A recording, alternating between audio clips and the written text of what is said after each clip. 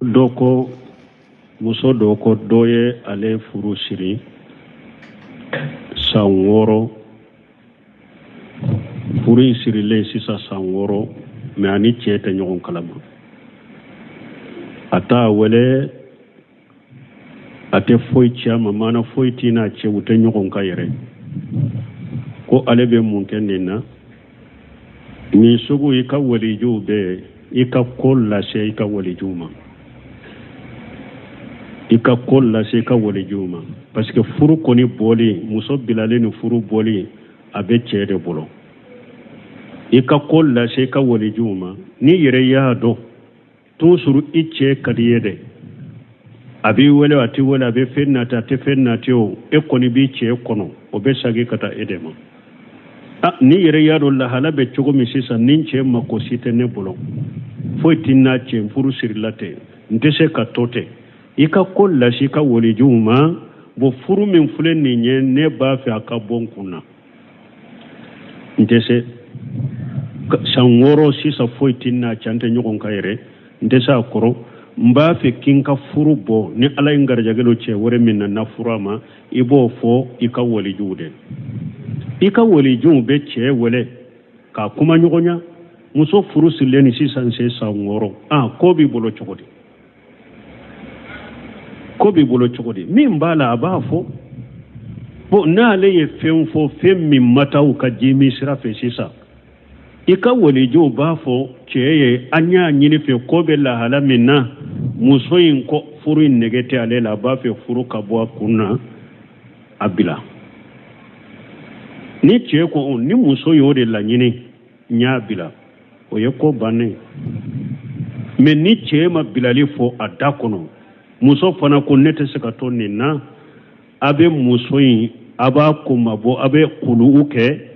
cɛ ye nafolo minnu don muso la a b'a ka nafolow saga a ma a bɛ furu guruja i ka walijuw b'a ka nafolo saga ma furu bɛ guruja ka bɔ ani ɲɔgɔn cɛ a bɛ kɛ o cogo de la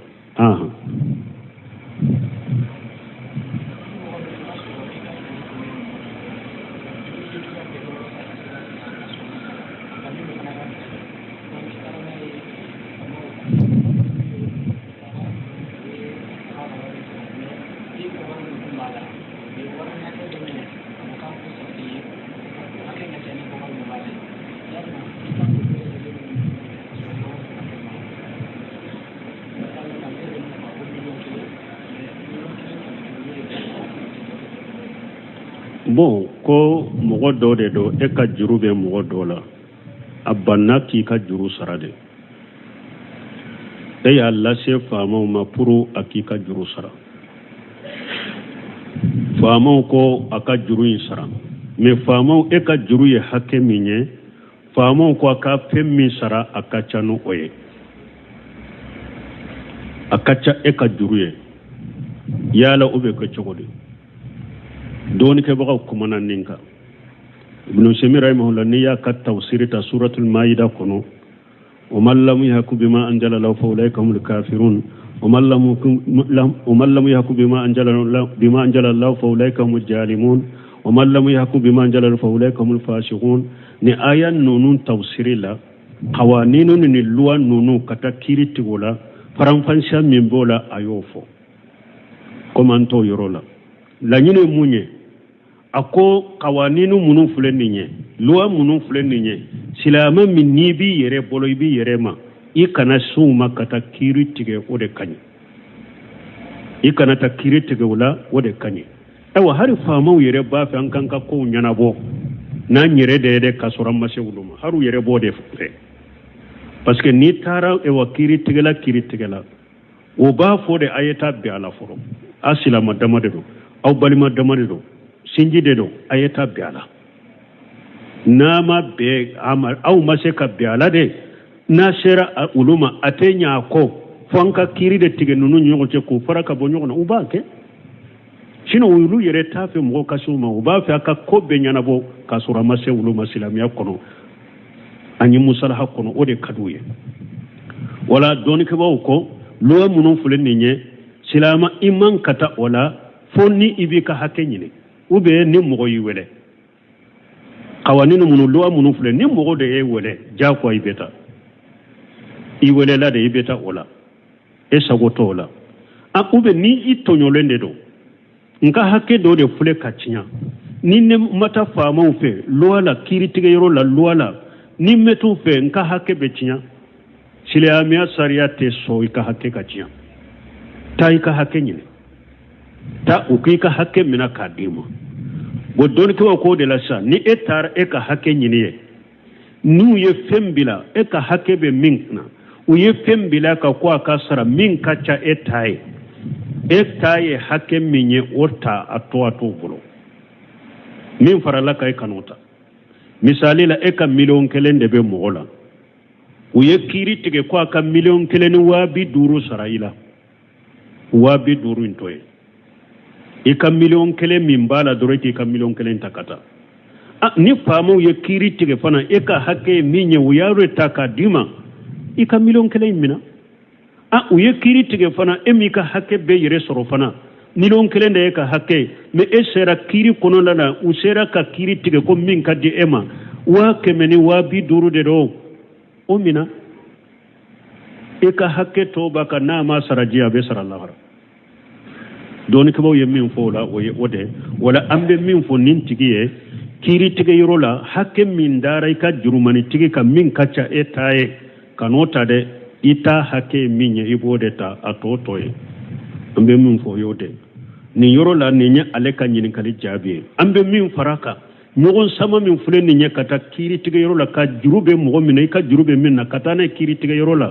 o yede asebe mo min ya barak abannaki ka jurusa mogo dore ka juru bala se ba yede na folo ba woro abolo wori ba bolo noya baye abese ka e ka juru sara abanna kasara ciden ko matalul qaniyu julum yahillu irduhu wa ukhubatuhu ciden ko setigi ni e banna kam mogo ka juru sara e tonyali kelade e fari kolo lebuli dagara e janga kadali dagara donc ni sede ba ya mi ka juru sara e yere bado ni ya la se fama mo ibi ka hakke soro iba sama ka se fama mo iki iku ka hakke min la kadima matalul qaniyu julumun ciden ko se tigi ka ewa juru sara baliya wo yetto nyalide i kan nyangili dagara i kan la jabali dagara adagara i kan ni sama ka se fama mo iki ka hakke min la na ya soro e ka jurube mo minna amma baka jurun sara de nogoya de tayi asama ta do kasola ni ta do kasola kam go ba sarau ko te daga yede wa in kana ju usrat fa najratu ila maysarat ala ko qur'ana kono akon ni ka jurube mogola gele yade baka nogoya de tayi ala ko kana foyi kala de amma kono de fo ala kan nogoya ka ki ka juru sara وإن كان جو أسرة فنجرة إلى ميسرة وأن تصدقوا خير لكم نيا قرآن كله ده على كونيكا جروب مغلا شيء تاي جليا ده بهكا كنا فويك ولا ده أما كونه ده فوا كان نغيا سرو أكيكا جرو سرا أو على كونيا فرا جرو ينرلا نينتيجي بولو ده كني شيء مغميني me e bado ni nye fantande foi de tabolo ka fantamina kata do e wa kasola ko ama e ka juru sara yawmal qiyamah do kiri bayina ce bunu seminu yemmin fonni aya fana tawsirila suratu baqara kono akom mugo de fantande do seta ya ki ka juru sara ni e yo kanide ube ni yaye jama yoro do radro yiba kani fo abe dogoyila ube kasama kadi famauma o ka nyange ka do kasola ko la warina be kiri parce que ala ko ika makono da ka yuru wali de soro mugo kan ni yoro famu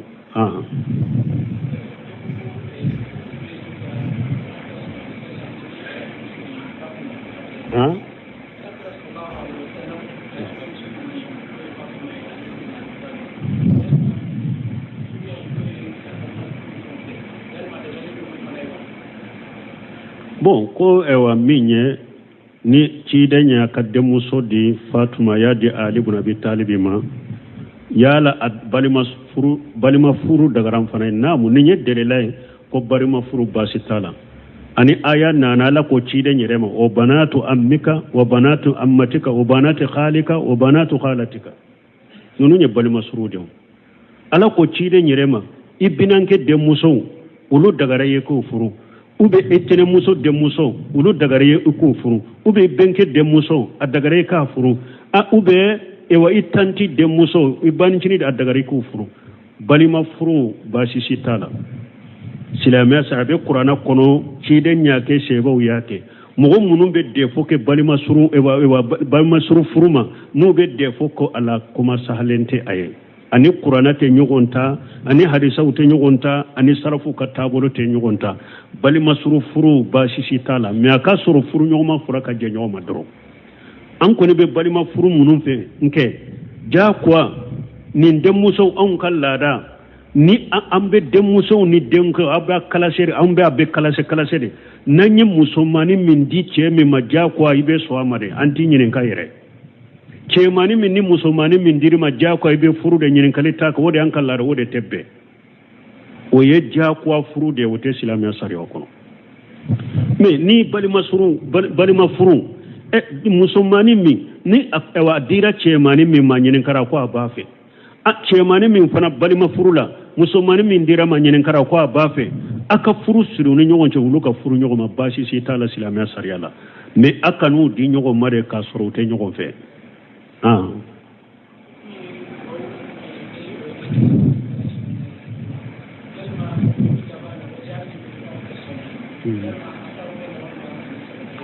bon ko do min be ni salijita ashhadu an la ilaha illallah wahdahu la sharika lahu wa ashhadu anna muhammadan abduhu wa rasuluhu allahumma ij'alni min at-tawwabin waj'alni min al-mutatahhirin ninde duwawe wo kommi nyi waj'alni min ibadika salihin o masaha duwawi kono mi sahalende dro anya fo kada yoro mi be da o yoro de la a togo ya wore nana ibe soko fo me ote mutenka hakili la sisa me mi nyi waj'alni min ibadika salihin o masaha kono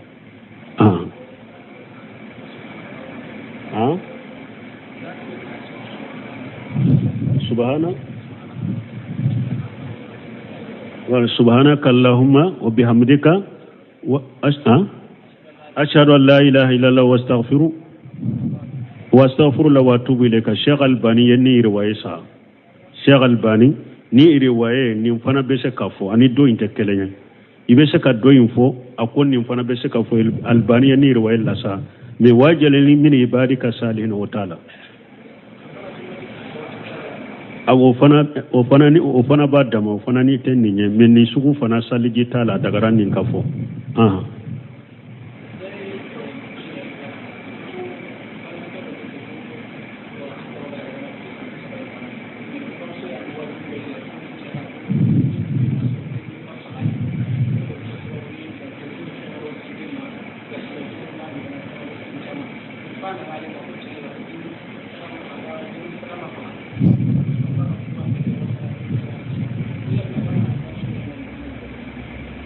bo kodo ko ale denkundi sagama fagale la mais abe komi ale korobale garjage kongu gele yara ale mani ko gele nyagambile gele wo betoka na alema ko ale ba muso ko de ko e ka fitini e wolole denkundi saga de ma fagaila ko ni denkundi saga fana ma faga demina ikanyana maya geleyaw de bi soro ko be chogodi ka fonni denkundi saga ma fagila geleyaw bi soro ikanyana lo te kuma salani kullu mawludu murtahinu bi aghirati ni murtahinu mun fulani ne kuma chama ne forala doni ke baw bolo me ani ko avec geleyaw la sime kanyana maya ko nabi ka garjago geleya ute fankelenna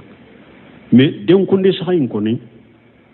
do ko sunna de do doni ko do ko wajibi de do faade ka barado na no yara faaye fitini kake abe faade ka na man no ya faaye fitini kake ni fa hari ni korobarera ni fa ya sesoro abe sega denkunde saka fakadenya doni ko hari ni fa ma se kake fana few ni e denyere korobayara iye sesoro iko e wolo wakati denkundi saga ma fagaila de doni ko ko dagara yere ki ka denkundi saga faga na ma fagaila adagara ika faga me ani ka garjage koroli ani ko geleya munum bo soro anu wote nyogon serala o be ala kala tige de kono garjage koroli min be ka ewa geleya munum ba ke ki soro oye o be ala kala tige de kono kele a fulana ani e yere ka sagi kata yere ma ki yere contrôle ki yere jatemina ala soso munum bi ibolo junubu ko munum bi bolo ika yere fori ka tobi ka bo ula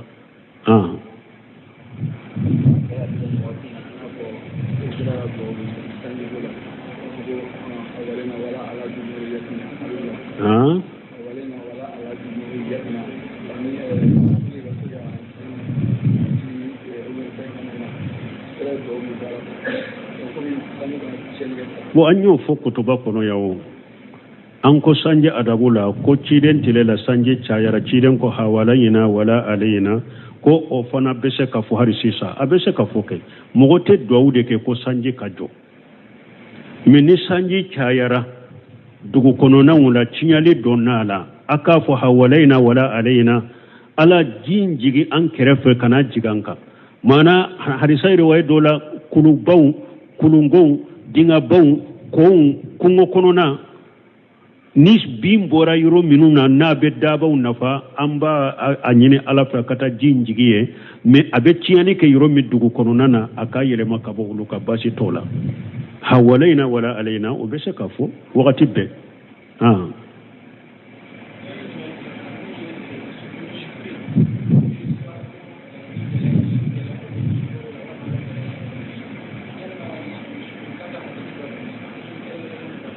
bo ko barka da sujuri ba fo sujuri sukuri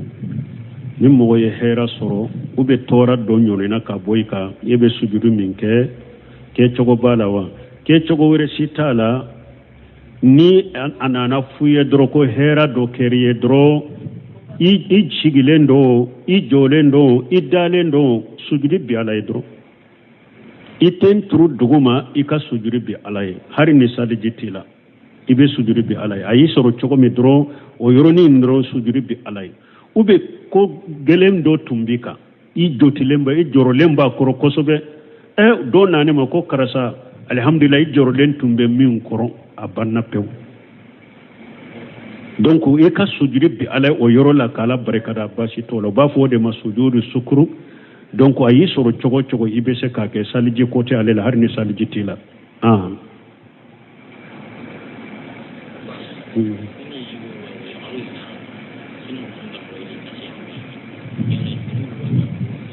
koyo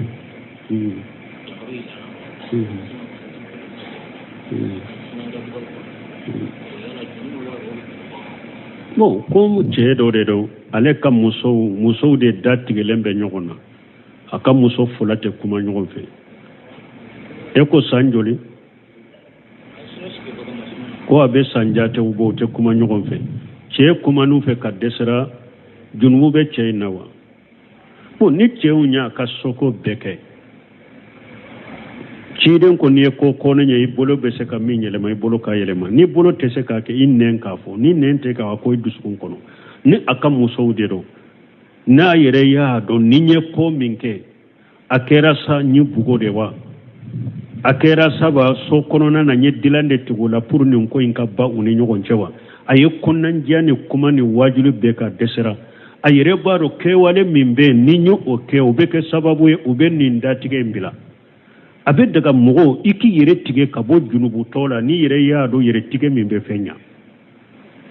ni nyinda tige nunu nante kumu fe ube nunu fule harimbe baloni na songo munduma ni nya tigola obe ke sababu ube ni ndatige bila ube nunu fule de ni nye dila nyere tige nunu obe ke sababu ube ni ndatige bila salama ya masalaha benina dilali benina ubode ke puru ni ndatige nka buni nyogon chepew ikase ko hakebe ko min be se ka ke ni ndatige be bunu nyogon che bode ke ni e desera pew e ka ferew ni ka fembe ke i desera ula pew i se ko beke fattaqullaha masatatum la yukallifu Allahu nafsan illa wusaha me ulu fula min konido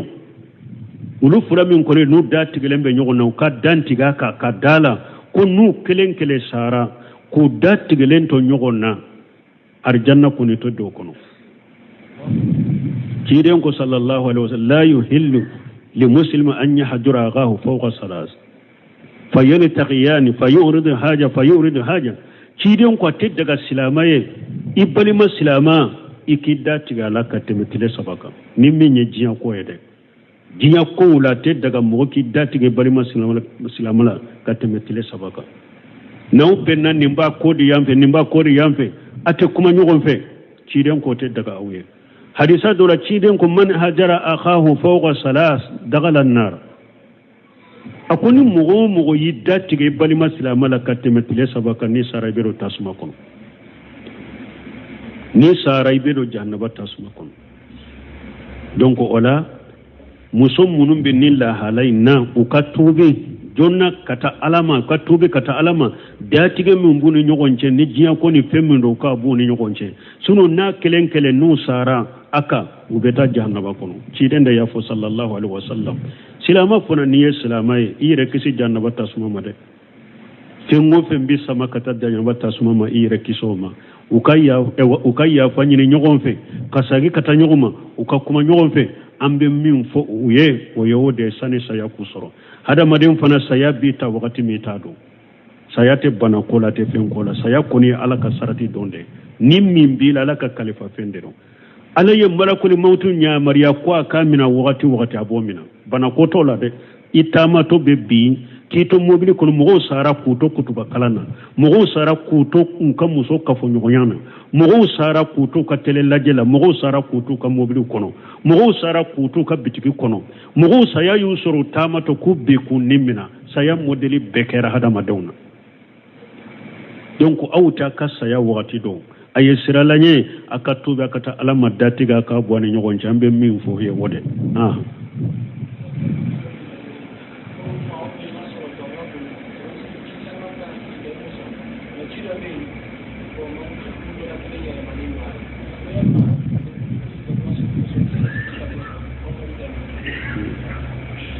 bon ko doko ewa saliji ta nana ema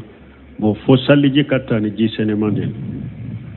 mais ji mimbe e bolo mankutu dola kele nyere mana yele malene jumanye ni mankutu minyi allahun